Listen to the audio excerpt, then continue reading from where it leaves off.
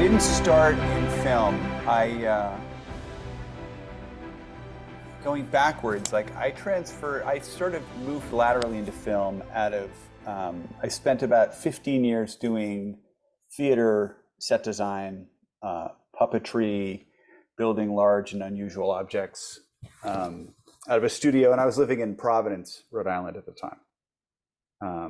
And I came to that as a sort of escape from an architecture profession, because I'd just gotten, I went to RISD, Rhode Island School of Design in Providence, and had gotten an architecture degree, but at the same time I was getting the degree, I also started working with this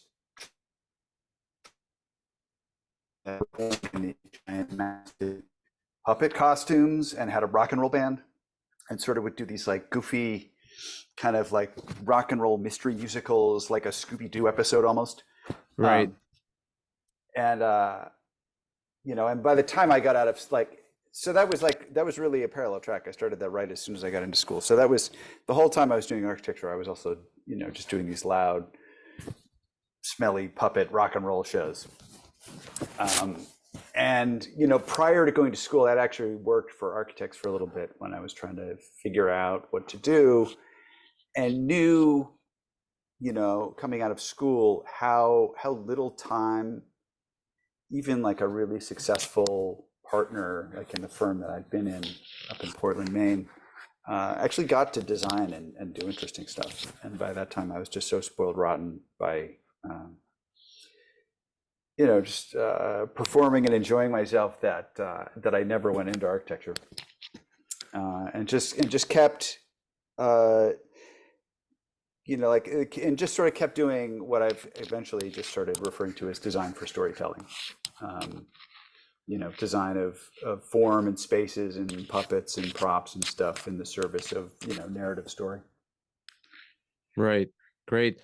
Before I continue, I'm just hearing a lot of rustling when you move around. Is that the mic or? Yeah, that's probably me bouncing the mic. Let me see if I can just pull it off of my shirt, which maybe will help a little bit, and I can leave it alone.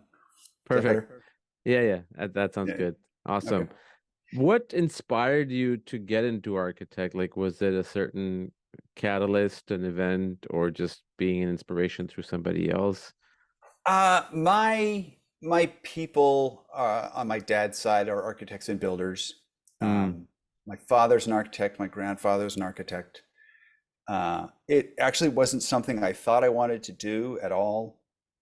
I was, my father was he was a registered architect, but he was a contractor for most of my sort of teen years. And I sort of never thought I'd go into the building trade. And, originally went off to my first school, thinking I would concentrate on science writing. I was going to be a science writer and sort of, write explainers about, climate hadn't really happened yet, but like at that time it was chaos theory in the late 80s. Like chaos theory was everything that everybody was talking about. Right. And just like explain that in magazines and in books and stuff. And sort of just stumbled into an architecture studio course, I think my sophomore year. And, had sort of been away from, being a sort of conventional kid, like never really took studio art seriously, never took art that seriously. But then, doing the studio class in school, it was, really fell into the sort of analytics and poetics of architecture, creating space to occupy. And then went from there. And, this was at Wesleyan University in Middletown, Connecticut. And they had a pretty good little architecture history program. So I took a course with Professor Joe Siri there. And I was just like, I think this is probably it. And so actually I dropped out of school to figure that out. And that was a year I went back up to Maine, where I was from, and went to work for an architect for a year, just to kind of like, is this real? And just sort of worked as a cub architect in his office, like running prints and By that Sure. time, I knew how to draw a little bit, so like I could do, some little details and things like that. And I think it was as much the excitement of sort of being a kid in an adult's world, you Hmm. know, putting on a button-down shirt every day, and like I was like, oh yes, this is like, da da da, this is it. Like I'm gonna go in and I'm gonna go be an architect. So, applied and got into schools after that, and I'm sure if I'd gone, the other schools I was applying to, I'm sure if I'd, gone to Cornell or Rice or, something like that, or I would have a perfectly respectable architecture career somewhere. But I made the terrible mistake of going to an art school, which was RISD, Hmm. which had an architecture program. Oh, right. Oh, wow. And then, just was a little, Right. yeah. So that's sort of the path that got there. Like, I think if I look back, even younger as a kid, sort of the things I'm interested in, it's really easy to see a sort of thread of sort of like design or creation in the service of storytelling. It's like, I mean, kids do all sorts of things. It's probably you could probably pick up a thread and claim I was going to be a brain surgeon from like 10 interesting anecdotes from when I was a child. But Yeah. like that seems to like be a through line that kind of was always present, that I was always sort of in the theater performing world, good with my hands, able to draw, able to bake stuff. So that was always a thing I was doing, making this weird puppet costume or this weird, thing, or this diorama, and it wasn't for a long time until I sort of, just by a process of elimination or just sort of groping around in the dark, sort of was like, oh yeah, this is kind of what I'm doing, isn't it? Um, Yeah. and then, yeah. I've seen the Boogeyman, and I didn't know you had worked on Knives Out, which is another film that you have done. And now that you mention your connection with theater, it makes perfect sense because, I mean, obviously a lot of it has to do with the director and cinematographer, but at the same time, in both of those films, one thing that stood out is that, in some films, because of budget or just because of style or whatever, you don't see the entire 360 environment, the Mm, room, the space that the characters are in. And I don't have high good memory of Knives Out because it's been a while, but I remember there were a lot of aesthetics and obviously that house and everything was in there. But with Boogeyman, like, even in the opening, you see that 360 shot of a baby's room and you just know mhm. exactly where you are. So that explains it because in theater, I mean, that's what you have to do. Everything is right in front of the audience. There's no cuts and stuff. So it makes perfect sense now that you mention it. Yeah, it's interesting because like in theater, what you say is true. Like it's all there, and the interesting thing about theater is it's a continuous sort of analog experience that you're Hmm. engineering, that occurs between the audience and I always like to talk about the triangle between the audience, the text, and the actors. Hmm. Um, and you know, my little formula was that, like, that the sort of scenery and the sort of the physical world of the play that I was in charge of creating sort of is the intersection of those things. Um, and I was always interested in theater that was much less about the physical facts of the surroundings of the characters of the play than of the sort of um, than sort of establishing a sort of premise and a relationship by which the audience and the characters were going to sort of um, do this story together by enacting it and by listening to it. So my world was very much in the sort of world of black box theater, Hmm. um, you know, nobly underfunded stuff, which you tend to like, more than building the physical facts of the environment. You sort of were building, sort of like a series of physical possibilities that sort of like had a relationship to the play, or sometimes there was a bigger sort of overarching theme. but it wasn't until working in film that I'm still trying to figure out why, but film has a really hard time with that sort of imaginative, that there's so few examples of a film which take like an overtly theatrical uh, conceit and actually succeed. And like one sort of variety of that, like actually we're just seeing like right now that goes really well is like sort of like Wes Anderson's work with the fantastic Mm-hmm. with the Henry Sugar pictures that just came out. And like those have Yep. a fantastic sort of sliding, moving, skating, tracking to another set. He's sort of been doing that the whole time. It's just he never, the overt theatricality of it in the background. And I think like that works totally well. Um, but at the same time, you're sort of the sort of delight in that is going from one super like stylized but grounded and realistic environment to another. Whereas if you think of something like what's that one Lars von Trier did that was like in this big black, I think it was Dogtown, um, where it's this very different production, a giant black empty space with these wood framed structures representing the houses in this sort of remote sort of mountain town, as I recall it. And just nothing was actual at all. You were in these like skeletal, not real, and there was like writing on the floor, I believe, telling you where you were. Uh, I ate it up. I thought it was an amazing conceit, and eventually you sort of settled into it and it worked. But film does not generally do that very well.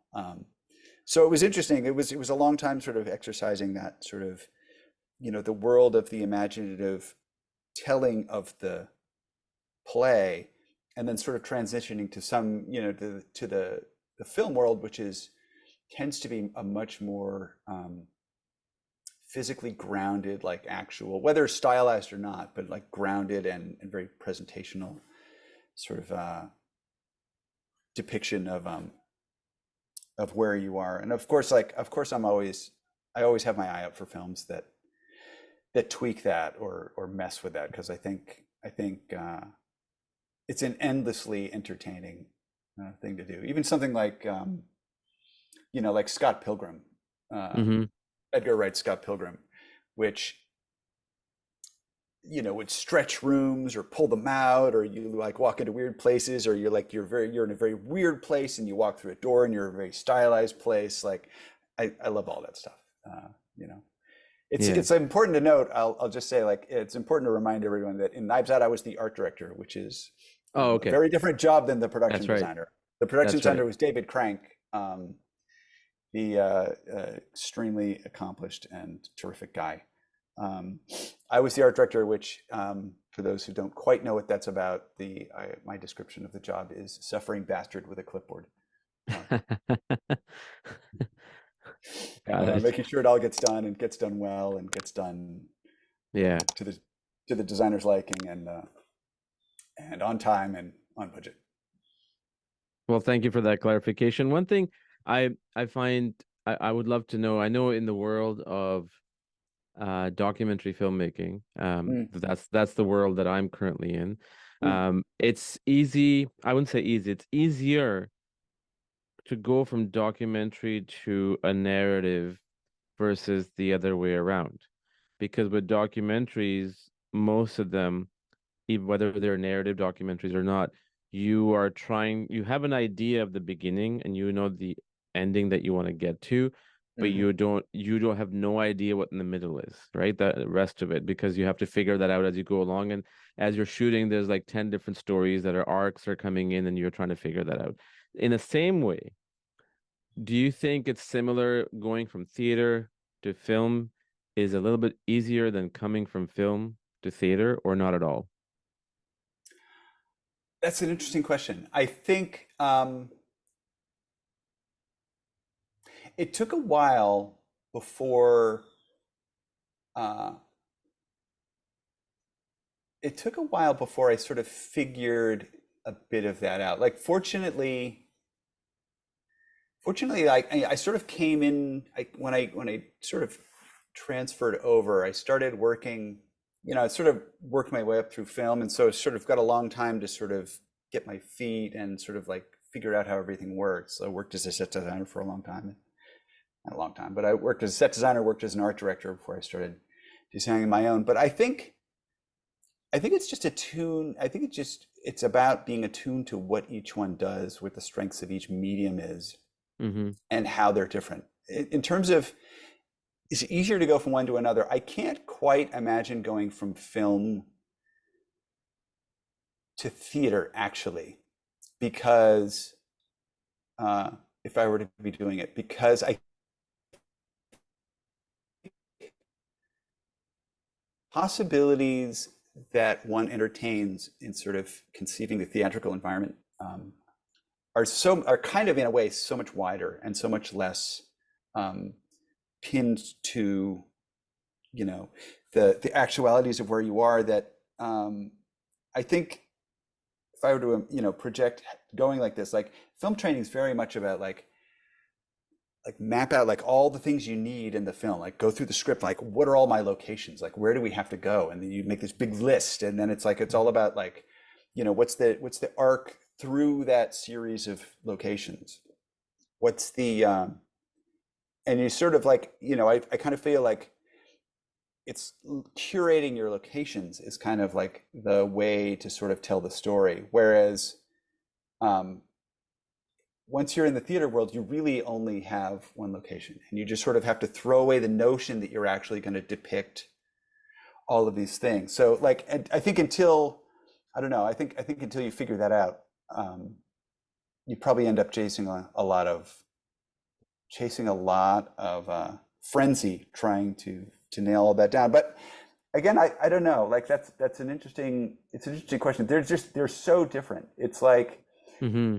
it's like playing an acoustic guitar versus playing in a rock band. Like Mm-hmm. the sort of playing in film, the scale and the sort of the power available to you. It's like, in a sense, you can sort of point your finger and wave your pencil, and like just really just robust amounts of people and material come into play, and then you pack it all in and you film it, and it just has this magnificent sort of robust actuality to it that then is durable and lasts, and people can see it for a really long time, whereas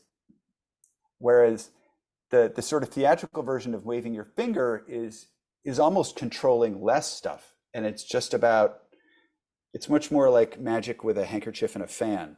Yeah. And figuring out what the handkerchief and the fan was, and just sort of whittling down to like what are our companions to the storytelling, as opposed to it ends up I think it ends up a very different thing.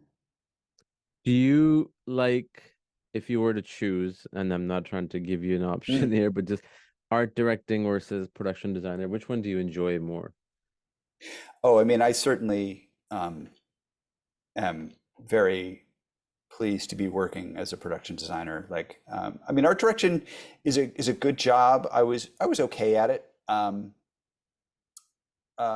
mean, production design is very much more about operating with the story, operating with the storytellers. Art direction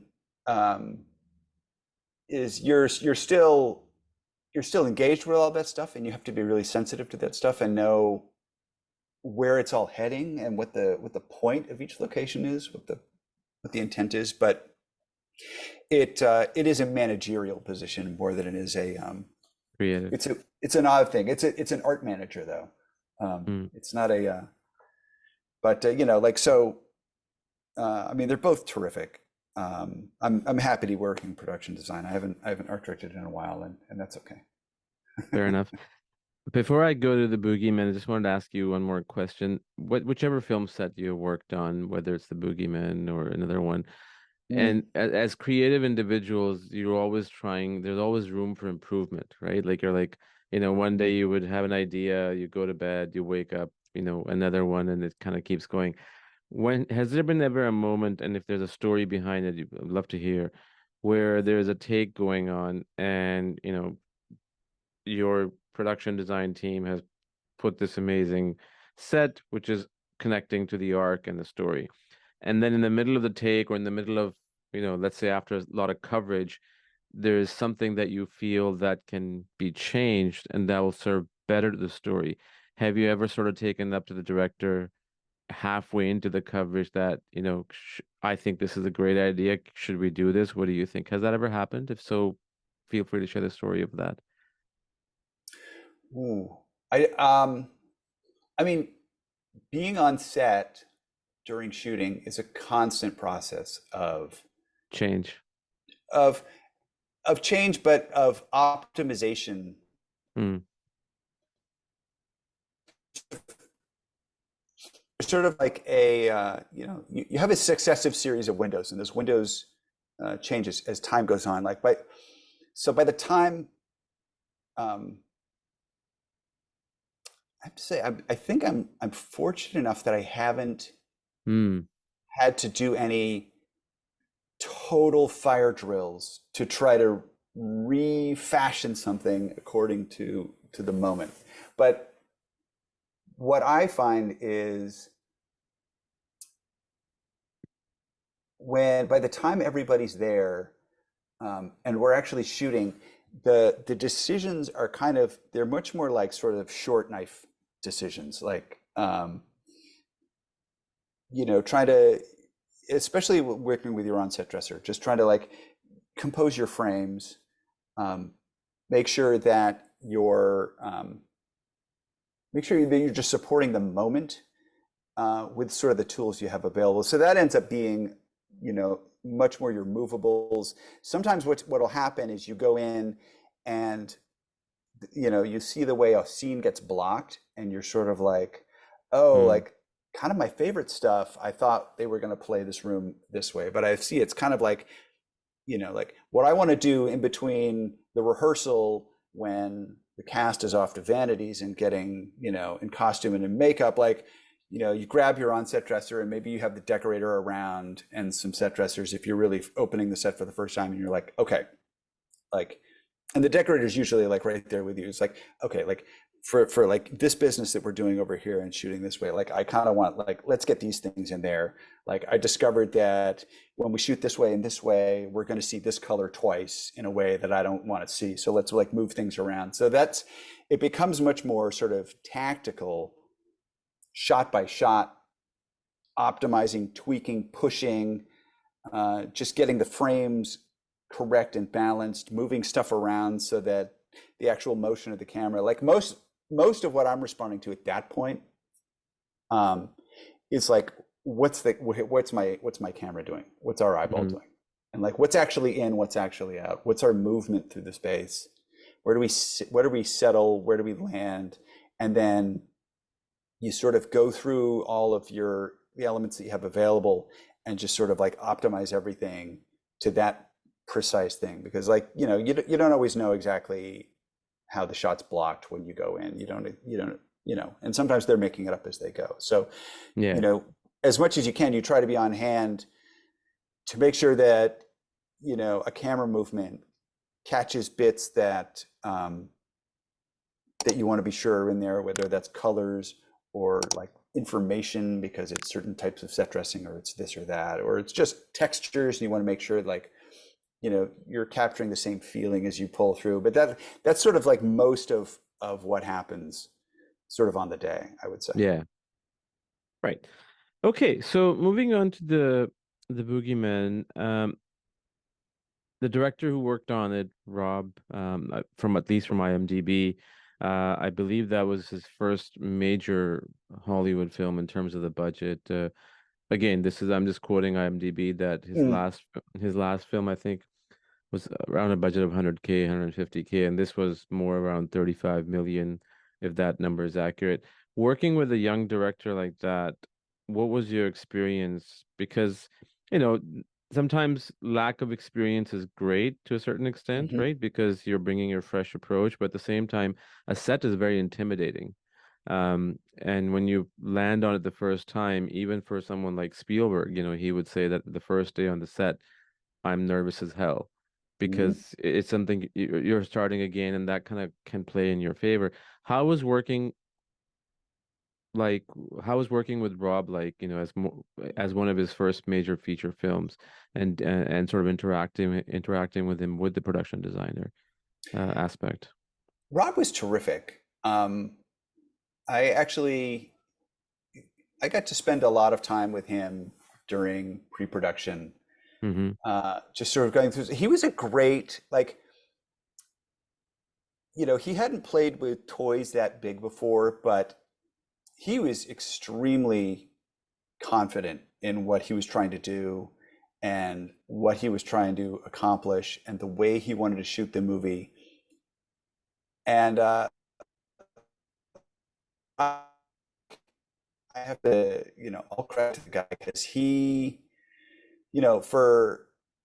for an early director being in that position, he was able to just get more out of the studio, get more shots, you know, I need these reshoots. We need to do this. I'd love to do this. If while we're here, don't you think we just need to like squeeze the sponge a little more and get that? Like he was fantastic about just knowing exactly what he was driving at and um and pushing for it and just and relying on his team. So and if he was unfamiliar with something, like he just didn't have any problem. He was just like, oh, I don't know, like what are you talking about? Like, you know, so I Mm. haven't done that before. I don't know what this is. So like, what is that? And then he would land on his feet as soon as you explained anything to him. And it wasn't so much like that. I did not feel as though I was working with somebody who was like kind of wide-eyed in that sense. Like he was a really focused and capable individual. He was great to work with. Like we had a great time. Just like we got along great. He was fun to talk about movies with. Just love to just sit up and just talk about the show and just plan the show and think about the show. So, um, I'd it would be very enjoyable to tell you I could brought him under my wing and said, "Now, see, Rob," gave him a season tour, but he like honestly he didn't need any of that. He was completely there on all cylinders, Awesome. and yeah, so that was a great pleasure. And honestly, I have found like, and maybe this is there's probably a selection to this because I've kind of found that of all of the early directors that I've worked with is um, especially on a smaller project where perhaps they wrote it, perhaps they've been sitting with it for like 8 years, that by the time they get there, like they're they've rehearsed this thing in their mind a lot. Like Mm. they've been living with this project for a long time oftenly. So I've honestly never I've never designed a show where I just felt like, oh, we're just like, just hang on, this kid doesn't know what he's doing or anything like that. Yeah. I've always all of my first time directors have been focused, and I think it's probably that has more to do with like who does a studio, because studios aren't idiots, and so like it's like who do they trust to give the reins to? Who do they trust, with a Mm-hmm. budgeting project? And so, like, I would say that's the sort of selection process before I even meet these directors that goes Right. on. That I would have to think whoever it is that had the 35 million would have sniffed him out if they thought, uh, he couldn't handle himself or needed training wheels or something. I think a lot of it has to do with what one of the things that you said, and this has happened to a lot of first-time filmmakers where the studios kind of took control. Mm. Whether you hear these stories from movies like what was that movie, Solo, where Ron Howard kind of came on, and I truly believe because studios are investing so much money, it's not necessarily about the vision or the change difference of vision. I think it's about confidence. If the Yeah. studio sees that this director, he or she does not, display that kind of confidence in whatever the hell they believe in terms of the vision, they're gonna naturally start making their calls because they've got money into it. And I think confidence goes, like you says, it literally starts and ends with confidence. If you have confidence, even if you're scared inside as hell, but you know show that confidence, it makes a huge difference in the team too, because you got to carry the team from day one. The moment they get that sniff that you don't know what the hell you're doing, you're completely lost. It will just be like a downhill Mm-hmm. journey from there on. But yeah, for sure, confidence is a huge thing. Um, sorry, go on. What were you gonna say? Oh, I just like, and it even can be like there can be a moment where you don't know, That's fine. um, and that's fine. It's but like it's sort of like how are you meeting that moment? Pressure or Uh, no pressure. are you just sort of stabbing at anything that seems like possible, or are you getting your team together and like talk something out Yeah, and like figure out what the next move is? yeah, What's the story is no plan survives first contact with the enemy, but yeah. it's just about like what are your personal resources, initiative, and ability to adapt and move forward. Like, are you that sort of person? Yeah, no, just to clarify exactly, that's what I meant is that there will be every day on the set something goes wrong, like more Right, than dozen times. How right, you deal with it, yeah, and instead of like giving in and just putting your hand over your head and just, letting it get to you, I think that if that happens all the time, that's where that pressure right. kicks in, and then you lose your steering wheel basically, and it's hard. It's not easy, believe me. Directing a film is not easy. It's difficult, very, very difficult. But at the same time, if you know, like, I think one of the key things is that if you have sort of visioned a story in your head over the last 8, 9 years, that helps too, as opposed to not knowing what you're trying to do, Yeah. which can be the cause. But no, that's great to know. I mean, I thoroughly enjoyed the Boogeyman, and one of the things I've started doing is, after COVID, I've stopped looking at Rotten Tomatoes before I even watch the film, because that that sets a notion, right? Like a pre-notion. Am I gonna like Right. this? Oh yeah, this film has this many problems. But it had still a bit of things that I didn't like, but overall, I mean, it kept me on the edge of my seat with the camera movements, production designing, lighting, performance, and the story. Story was pretty good. Yeah. So it was Stephen King. I mean, to be able to tell a story that's written by Stephen King, is amazing. So I really enjoyed it. And my next question, Jeremy, is what was some of the biggest challenges that you guys faced as a team on a day of, kind of connecting to what we're just talking about, and how did you overcome it? Because that's shit does happen all the time. For sure. I think I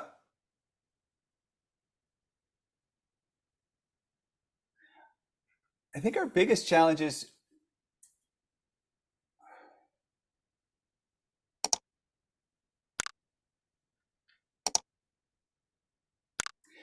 God, it's kind of weird to say, but I felt like that.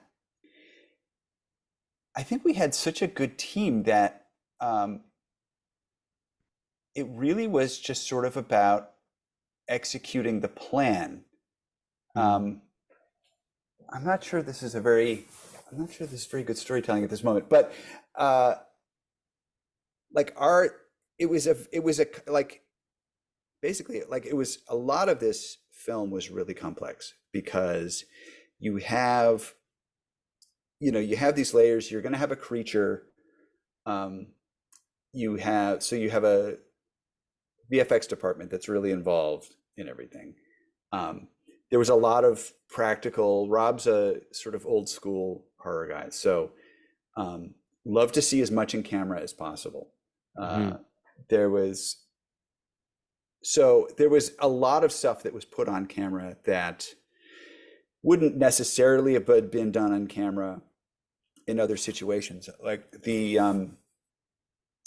VFX department was very happy to learn. This is Paul and Zena Graff, uh, who were with the VFX team.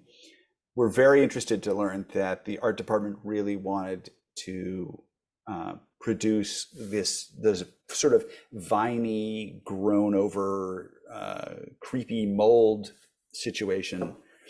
They were very happy to learn that our department actually wanted to have a go at that and produce that practically, and not just sort of rely on VFX to like sort of make that.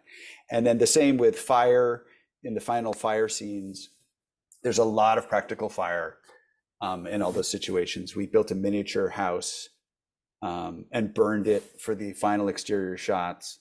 And so a lot of that ended up as a lot of meticulous planning about, like, on the big fire shots, just all of the departments, like big long meetings of like, what are the storytelling beats? How does the shot go? Let's design the shot. Let's figure out where the fire goes. Let's figure out where the fire is. Let's figure out where the VFX team and where they're going to plan to work, and they're going to plan to augment, and where they're going to help out. We had that scene, that moment when they're escaping the burning building. Mm-hmm. We're combining one burning set, blending that into another burning set.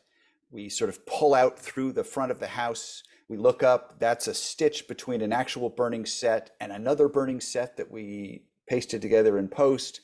And then you get the final look at the entirety of the house that's burning, and that's sort of pasted into the location.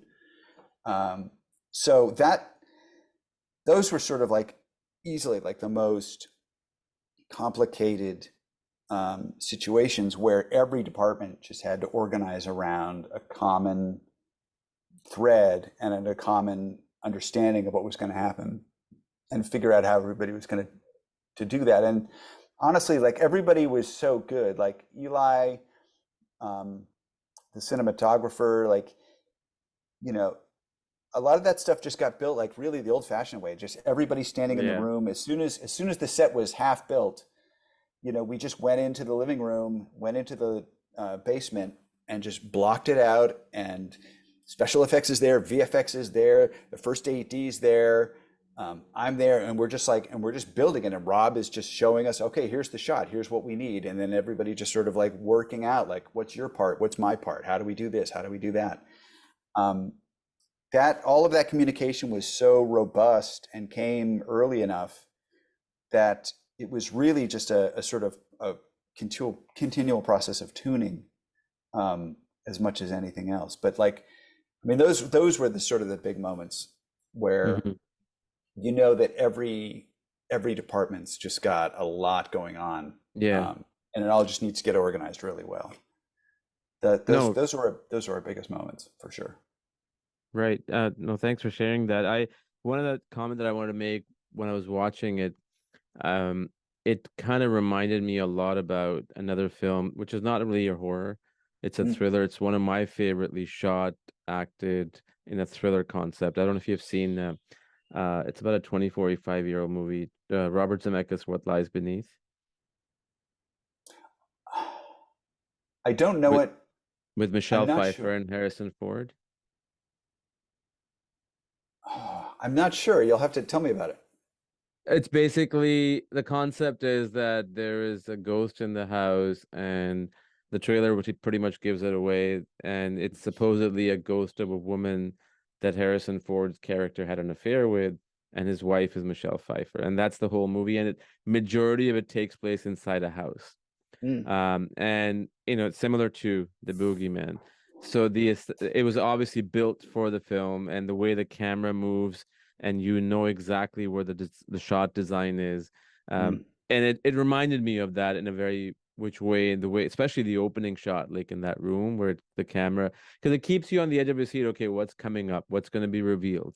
And that's one thing I thoroughly enjoyed. And that's a combination of direction, cinematography, production design, sound, everything. It's like a team effort, right? So I just want to make that point and let you know that that's great to hear. I mean, the house was it was an enormous pleasure to work on that house with Rob and Eli. And sort of, from the first part of it, the first parts of it being, Rob just comes in with dozens of really specific ideas of moments that he wants to create, from the, as specific as like when the cans of paint, come under the floor. Like he had 5 different really specific ideas about the way he wanted to see and what he wanted to see with it, and the painting and the footprints and and he could, and I sort of would just sort of capture all of these moments that he was interested in, and then just sort of in the earliest stages, and then sort of design a house with these sort of like little opportunities to like achieve all of these things that he was looking for. And then like, obviously like, especially the second floor, like, as I sort of design that and sort of engineer that to fit, I'm putting in other sort of possibilities where, we stack spaces and you can look from Sawyer through the hall into Sadie's room. And then and then he, gets excited about those and wants to shoot that. But like all of that, like that was and Eli was just such a, lit it so beautifully and shot it so beautifully, and just found all of the frames. Every time he settles into a frame, it's just beautifully composed. He found just each painting, like, and I wasn't, I'm not present tactically, like moment by moment like that. So a lot of that is on him, where he just finds a frame where he's just composing with the paintings that I have on the wall or the window openings or door openings, and just finds a really fantastic settled frame that you can play that moment in. He was great for that. He was great for that. It was so much fun to watch dailies and see what they'd come up with, see how they'd done it. Right. One thing I noticed after the film was over, and it just didn't hit me until I Googled it, and this is obviously because the book was written way long ago. I think it was written a while ago. I found, I'm like, I've seen, there's some similarities of the story, especially towards the end, with something else that I've seen. And then I Googled it, and it turned out there's a lot of conversation about the similarities with Stranger Things. I don't know if you've ever seen Stranger Things. Sure. Yeah. Did you guys find that in the, like, that might come up? Because I mean, the book I think was written a while ago. Maybe the Stranger Things got the inspiration from the book, right? So, Well, it's the original Boogeyman was a short story that King wrote. It's probably all of 6 pages long. And it all takes place in the dad's therapy office, essentially. Right. Where like the entirety of the short story is sort of his meeting with Lester Billings. And it's actually very different, because in the short story, Lester Billings sort of, I forget if he's called that in the story itself, but he comes in, he's talking to the therapist about his kids and the Boogeyman and blah, blah, blah. And then in some sort of turn, I forget exactly how it happens, but it comes to pass that the Lester Billings character actually is the Boogeyman, and like in the last moments, he sort of reveals himself to be the Boogeyman, and like the therapist is done for. So this movie sort of like spun like a much greater tale out of that initial premise. Sure. But yes, no, Stranger Things, like especially, I mean, I can't tell you, I can tell you that Rob came in very certain of the way the creature was going to be. And it's very like, he had to push for this, because he knew he wanted it to be sort of quadrupedal, and the sort of stringiness of it, and the way it moved, and the weirdness of that mouth was something that he came in with. So I know those were issues. Like I mean, Paul and Zena Graff actually worked on, I think, season 2 or 3 of Stranger Things. So they're actually part of that. But like, it was sort of on my mind, but it was never actually a thing we spoke of, because I could, um, I was sort of trying to recognize the similarity, especially like in the sense of like the environment getting taken over by this sort of boogeyman thing, and sort of you could sort of draw a parallel between that and sort of the Upside Down, Mm-hmm. um, in which you would see spaces that you'd seen earlier, but they were sort of like they were different and affected. I think a lot of I was, I think we all recognize that, and certainly our VFX team, like as that was part of their experience, that would be part of conversations. Well, in this situation, we did this, we handled this in this way. But again, for me, a lot of I was willing to let that sort of be in the room and sort of as a reference. I don't think I ever referred to it specifically as like, oh, I'd like to pull this from Stranger Things, but again, I think the way to avoid that was to be as specific to this story as possible and to unpack it as much as possible and to like really just dig into this, because there was really the whole notion, the whole sense of this boogeyman, the mold thing that comes in, where it starts like the presence of the boogeyman is sort of expressed in a house as the boogeyman starts to feed on the sadness of the people in the house, and that sort of like starts to bleed into the house and sort of mirror the sort of psychic devouring that the boogeyman's kind of doing. Because that's kind of my conception of the boogeyman, is that it was sort of like a saprophyte of grief. Like it was a sort of fungus, but that fed on humans' grief. And that was the thing, like, like a saprophyte, a fungus feeds on dead material, and the sort of boogeyman feeds on this like, Yeah. Suffering. And so like just really being specific about that, and being specific about the way that sort of unfolded and expanded into the house and what its form was. References like that with Stranger Things are really helpful, because like you can see a lot of parallels, and it sort of puts stuff in your mind, but like then when you just sort of transfer that and really drill in and sort of take those experiences and those things and make them and sort of make your own thing that's completely specific to the script you've got, like it's kind of only helpful. It wasn't a thing we were spooked about necessarily or nervous about. Got it. No, thank you for that clarification. Again, that was just an observation, and it didn't hit me where the similarity was until I Googled it. And there's a lot of stuff that in the world of storytelling overlaps. There's only so many stories you can tell, but I truly enjoyed the Boogeyman, and I was pleasantly surprised. I won't lie. I wasn't expecting going in much from it, like when it came into the theater, and I never got to see it in the theater, and when it came out on demand, that's when I saw it. So having said that, what's next for you that you were able to talk about, if there is a project that you're attached to right now? As you won't be surprised to hear, it's been a challenging year. I was attached to a project in February that sort of an ensemble comedy, very funny. And then it sort of pushed because of an actor availability for a little while. And then, we really had only gotten into it. I'd been in the office for a week when the writer's strike hit. And, it wasn't a studio picture.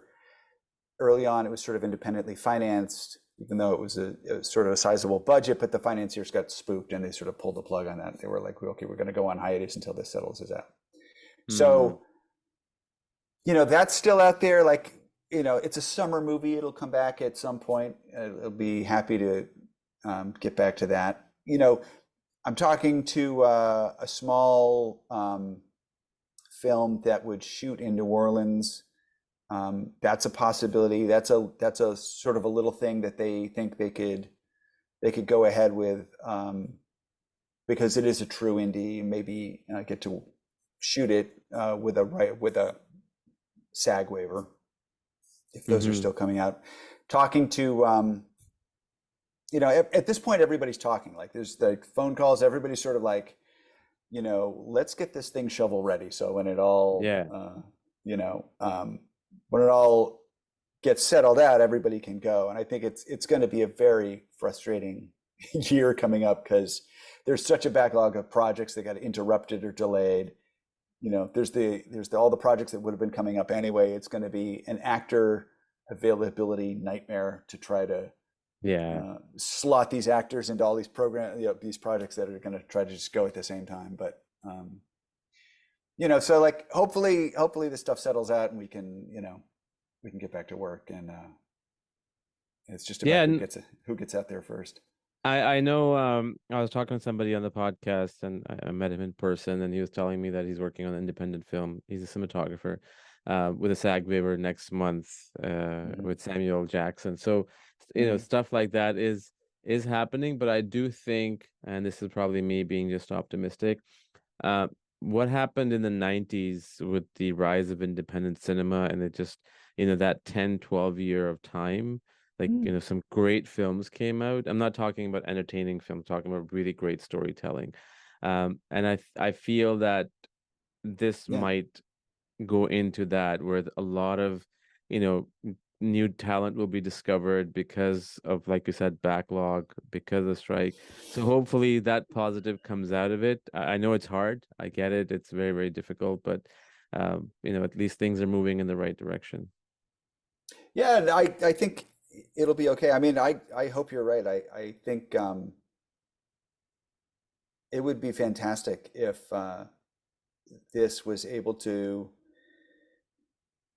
somehow contribute to the creation of films on the sort of like 4 to 12 $1 million films. If this somehow like incubates a bunch of those and we get a bunch of like really new, interesting, original, terrific stories being told in film, I mean, that would be a great result of this little pause. I hope you're right. Yeah, no, it would be. And listen, Jeremy, thank you so much for joining. I truly appreciate your time and your candid conversation. It was a pleasure chatting with you. It's nice to talk to you. I hope you enjoyed this episode. Thank you so much for watching and listening.